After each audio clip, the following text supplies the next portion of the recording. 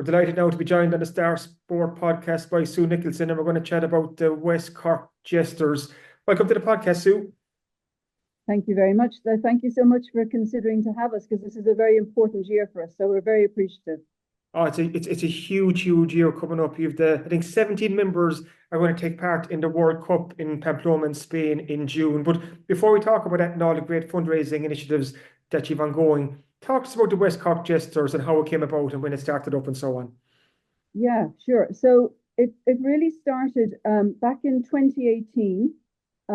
Nobby Dunn was an outline instructor for coaction in Bantry, and he organised some tag rugby for the lads. You know, he's kind of mainly got older lads who were working with him at that point. But he realised that it was something they all really wanted to take part in. So it actually spread through all the other coaction hubs, because my daughter is very much involved in the rugby and has been since the get-go. But we're in Clonakilty. I mean, I'm one of the furthest people away. We have myself in Kilbrittain, and we have another very enthusiastic member, Fiona Riney, in Kenmare. So we're spanning a huge area. And geographically, we can be quite challenged, to get people together. But you can see the enthusiasm which is there. So having started his tag rugby, and as I say, my daughter was attending, and so were a lot from Clonakilty. They were travelling down to do that. He then realised that there was a real need for people to be involved, just in team sports, inclusive team sports. And he'd heard about the IMART World Cup, the Mixed Ability Rugby World Cup, which was taking place. It should have taken place in 2020, but COVID put a stop to that. But on the back of that, he asked the lads would they be interested in full contact rugby, and they pretty much all said yes. And again, so did my daughter, which was a bit of a surprise. So that's where it really started. It was that realization that there was a very significant gap for children and young adults. And we are, well, besides the boxing, the rugby, we're talking young adults and older adults, I have to say. There was a real gap for them to be included in any sport, to be part of a team, to be accepted for who they were and for what they brought to the table. And this was a gaping gap. And so immediately you had all these people, they really wanted to be included because they had been watching their siblings, they had been watching, other members of the extended family going to matches, but never able to take part. So it really, it took off pretty much straight away. And even though when COVID, we were all training, we knew we were all training towards the World Cup in 2020. But even, when COVID came and put a halt to all of that, we were kind of training online. Nobby would send out various exercises, and we were all doing them with our various offspring at home. So the continuity was kept. And as soon as we were able to travel again, we started retraining. And at that point, we weren't sure, was it going to be 2022 or not? And it was. And so we had a real focus. We knew it was going to be June in Cork City, held in Musgrave Park. Sunday's Well Rebels, and they're a very big mixed ability squad. I think they've got like nearly 60 players, but they're in the city, so it's easier for them to gather people. They were the hosts because they had won the previous time the IMART World Cup was held. So we had a real focus.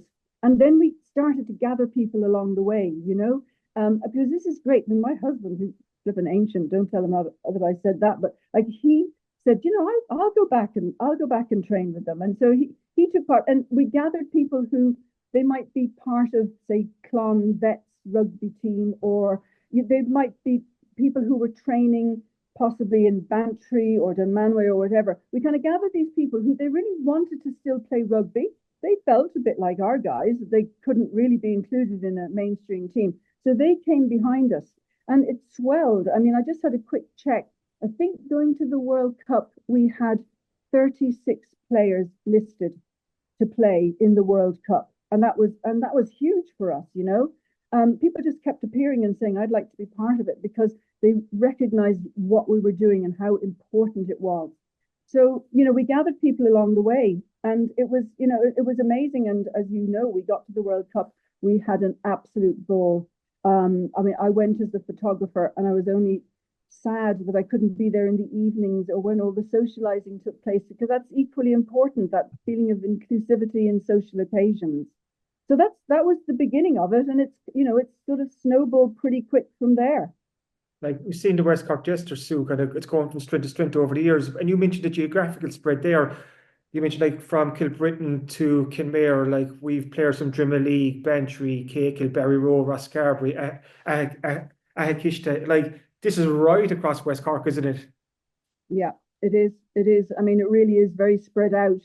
Um, we do have for the boxing, we have support from rural transport. What we would could really do with, because I know we have people down in Castletownbere area, and they just can't get to us.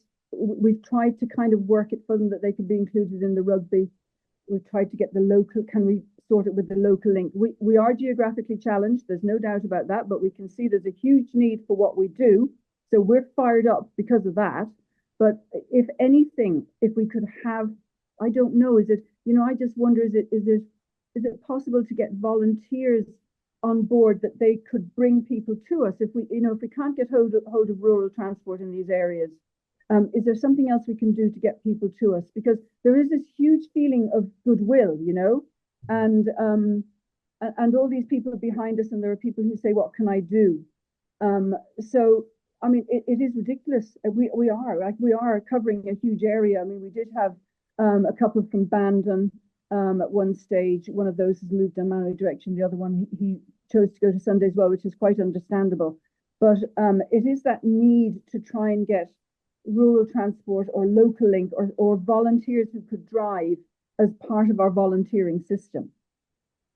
What you mentioned earlier too is quite important, Sue, that feeling of inclusivity for the players to get the chance to play and to be part of a team, and also for that social aspect as well. Like that must be a game changer. No, no, absolutely. I mean, we always say there's the kind of the power of involvement. There's the opportunity really to be part of a sporting team, which these guys, like, they never had this before. I mean, we have some players, and I'm not sure they won't mind me giving out their age, but and I'm talking about not our experienced players, but the players who are coming to us from Coaction. Some of them in their 40s, 50s. Like, this is huge. They never had this opportunity before. So we really we need to get everybody behind it, because, as I say, we are challenged in some ways, but we have a great core team there. We have great trainers. We have such enthusiastic coaches, and we have an amazing committee. The people are working tirelessly in the background, just thinking of new things to do, new activities for the gang, because, as you said yourself, the socializing is a big part of it. I mean, we are empowering them. They are building in confidence, because suddenly there's acceptance there, which wasn't there before. There's opportunities there. We are opening doors, not closing them. And once we've those doors open, we support them to do whatever they've decided to enter into to do. Whether it's the coffee stop that we have, which is now open again on a Sunday, whether it's the rugby, the boxing, and then we have a list of other activities. I mean, I know off the top of my head, we've yoga tonight and everybody's welcome. It's open to the general public. Wednesdays we have rugby. Thursdays we have boxing for both underage and overage. And then on Friday is once a month we have a social get together. It's called the Jesters Giggle, because a gathering of jesters is called a giggle, a bit like a gathering of crows is called a murder of crows. So we have the Jesters Giggle every Friday and the last Friday of the month. And then Sunday, we have the coffee stop open again. We have Ceilidh dancing. We've got a Ceilidh dancing workshop starting this Sunday, the 19th, and for 4 weeks. And we have DIY always held on a Sunday morning as well. And they're doing lots of different things in that. So, we're covering loads. And it's all geared, as you say, to empowering them, to giving them autonomy, to give them choice. With the coffee stop, they're getting the opportunity for work experience, which a lot of them won't have had. It's very difficult to get small businesses and companies to take people on. And those that have it, and my daughter has a great little job because she's mad about horses. She has a great little job on a Thursday with Grace Santry in Toloniski Equestrian Centre. But she's one of the lucky ones. You need job coaches. I mean, like Coaction, they're suffering just as everybody else is with getting staff on board. I mean, none of it is easy. It's all a flipping challenge, but we're up for it with the support of the community, and we have huge community support. We're very lucky there. It's incredible, even just the kind of the variety and the width of kind of activities that you mentioned there, Sue, is just incredible. And I think too, excitement must be building, because we mentioned about it's the IMART Mixed Ability World Cup is on in Pamplona, Spain in June this year. So 11 West Cork Jesters women are up, will join the Ballincollig Trailblazers, the former squad, and 6 local men will play with selected international teams. So before we talk about the fundraising, is excitement starting to build ahead of the World Cup?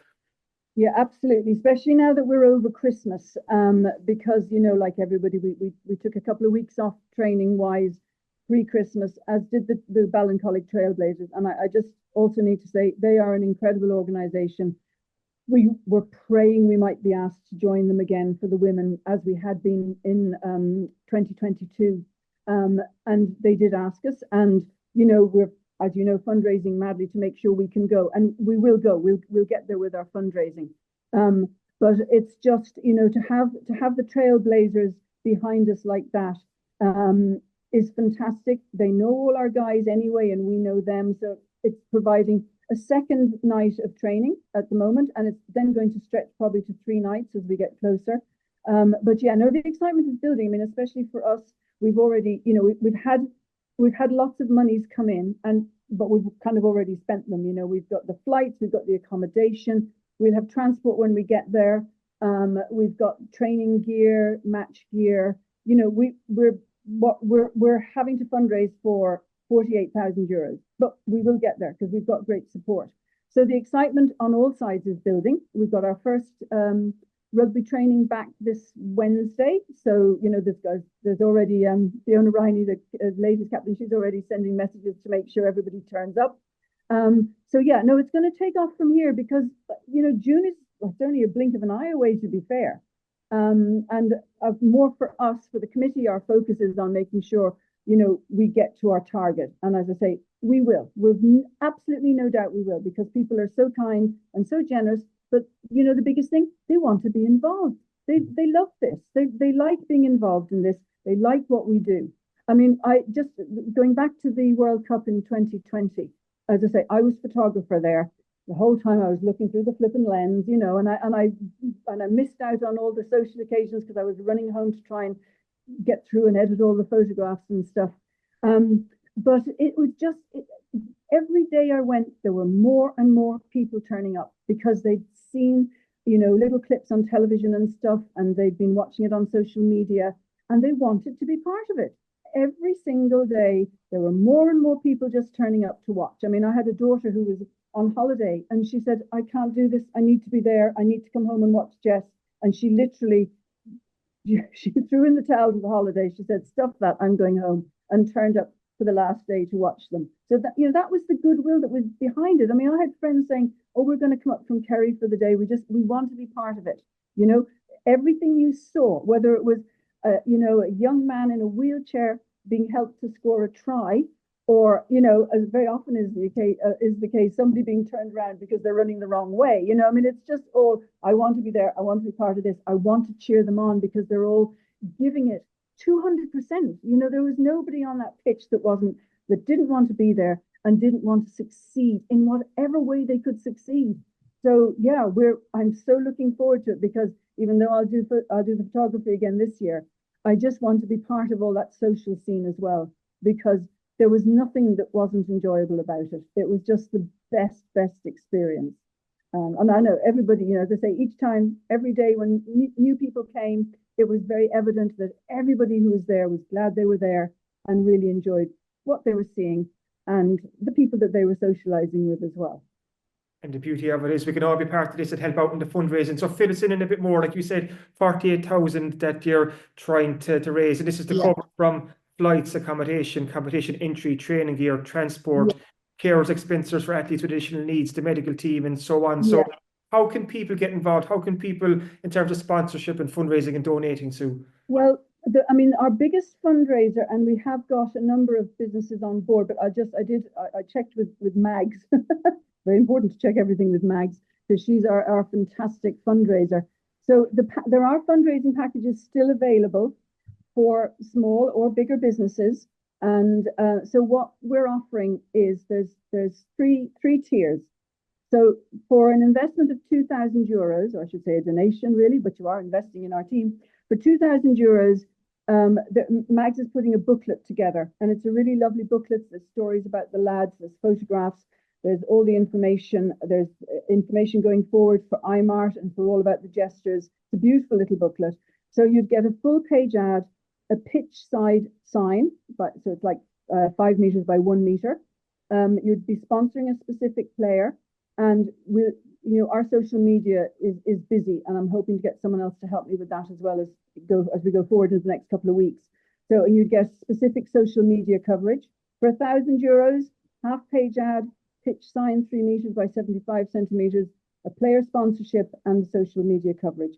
And then the smaller package of €700, you get a quarter page ad, a player sponsor, and social media coverage. So that's aimed obviously at the businesses, and we do have quite a few on board, which is wonderful. We're still waiting for others to get back to us. And then I suppose, people have been, I need to absolutely specify this. People have been amazing so far. We've had a lot of fundraising coming up to Christmas in particular. We knew that once you got over the hump of Christmas, January is a difficult time for people. So we made the most of it. We had a raffle and we had phenomenal prizes. With people locally have contributed in whatever way they can to date. They've been terrific. But we do have a few more fundraisers coming up. And if I just mention them. So on Sunday, the 19th of January at 11 a.m., there's an introduction to neurodiversity with chartered psychologist, Dr. Clara O'Byrne. And her theme is neurodiversity and how differences in brain type impact individuals. And that is, and I forgot to write down the location, but it is already on our Facebook page. So that is a small fundraiser that's being held for us. We have 2 big fundraisers coming up then. We have got on Sunday, the 26th of January, 3 p.m, Bantry Boys Club. We've got the Euro Bingo with €1,000 prize fund. And that's being organised by 2 parents of young men who are travelling. Maura McSweeney, whose son Danny is travelling, and Tess Healy, whose son Sean is travelling with us. So that's a big one, 26th of January. And then on February the 15th, that's Saturday, February the 15th, 8:30 p.m, in the Keys Bar in Bantry, we have Music Bingo. And this is kind of a really popular event that has been used by a lot of bigger clubs, like GAA clubs, for instance. It's a really fun night. I've just been sent a video. I'm going to put that up on the Facebook page so people can see what it's about. Again, there's a prize fund. What they're saying is there's prizes every 5 minutes. We're going to use Eventbrite to sell the tickets this time, and it'll be €15 a ticket. So that's going to be really successful. DJs on the night, a lot of fun. And then the other one, which we are sure of at the minute, is our Rosscarbery 5K run. We did a kind of a couch to 5K last year, and that is on Maybank holiday, Sunday the 4th. So, people can get involved with those. But what we would say, if somebody wants to have a little coffee morning on our behalf, €50 is lovely to receive. €100 is lovely to receive. We organised a little swim here on New Year's Day. And I'm really happy to say the feeling was so good that will have raised €2,000. So it's everything counts. It's wonderful, and people will support whatever anybody would like to organise. And we are willing to help as well. We'll get behind you. We can send people to help. We can give you flags, banners, whatever. So yeah, everything counts. Everything counts. We won't say no to anything. And for people to get in touch, Sue, is it through social media, like through your Facebook page? What's the best way to get in contact with you or anyone else? Yes, that is at the moment, because I am, I'm sort of trying to dedicate time to post a couple of times a day if I can. Just the way the algorithms work. Yes, I will always pick up a message there on the Facebook page. I'm a little bit slower on Instagram, but I do get to it and I do see messages that come up. At the minute that is, we have been trying to get, and this is where maybe somebody could help us, I don't know. Our website, we don't have anyone to update and look after our website, and we could really do with something like that. So that isn't as up to date. There would be there's a phone number link on that, and there is an email address on that as well. Claire Downey, she would keep an eye on any emails coming in. I mean, probably the safest way is to get in touch through social media. I'm also going to make sure, now that you've asked, that whatever phone number is linked to our Facebook page, because I think it was changed, I'm going to make sure that that's a number that is active, and I will add it, because there's so many people who aren't on social media, you know, that the phone number can be passed around. Well, that's, you know, happy days. So yeah, but for the minute, if you contact us on Facebook, I will always get back to you, and I will point you in the right direction, or get someone to phone, you know, if you've got a suggestion or an idea, or you want to volunteer. Brilliant. No, fantastic. Sue, you've been so kind with your time. Best of luck in the fundraising in the weeks and months ahead, like exciting times ahead of the World Cup in June. And thank you for chatting with us. Thank you so much. Terrific. Appreciate that. Thank you.